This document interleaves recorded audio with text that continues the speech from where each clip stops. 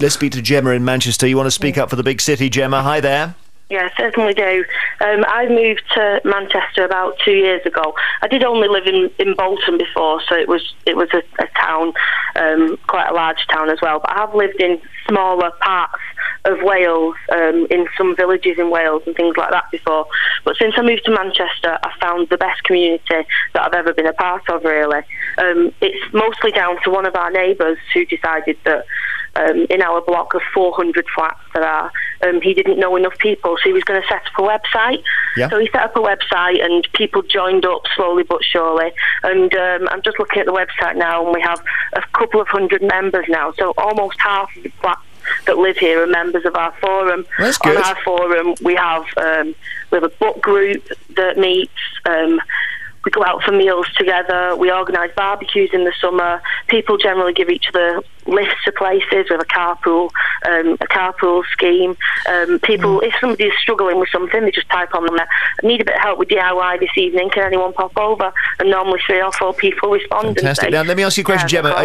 Are you living on your own, Gemma? No, I don't. I live with my partner. And do you have kids? No, we don't. We don't have any children. The person who set up the website, actually, he did have children, and he lived in the flats too. And he found that way he could meet more people in the gardens with children too. So the gardens that are in the middle of all our flats have been like the central community point for all of us to meet. Sure, children change things, don't they? You might decide you can't live in a flat if you have children. That's all I was wondering. You might even decide you can't live in Manchester if you have children. Well, I don't think I'll be having any children anytime soon. Okay. Thank you. But thanks for listening. Thank you. That sounds fantastic.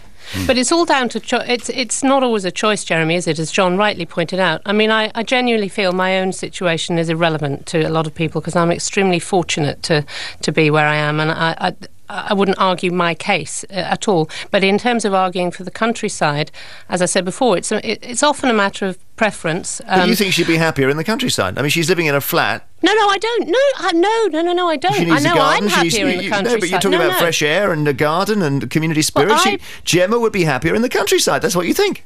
No, I don't. I happen to believe that I know I'm happier in the countryside, and I happen to believe those things make quality of life great. But if Gemma's happier where she was, I wouldn't presume for a second to tell her to live in the countryside. That would be immensely arrogant.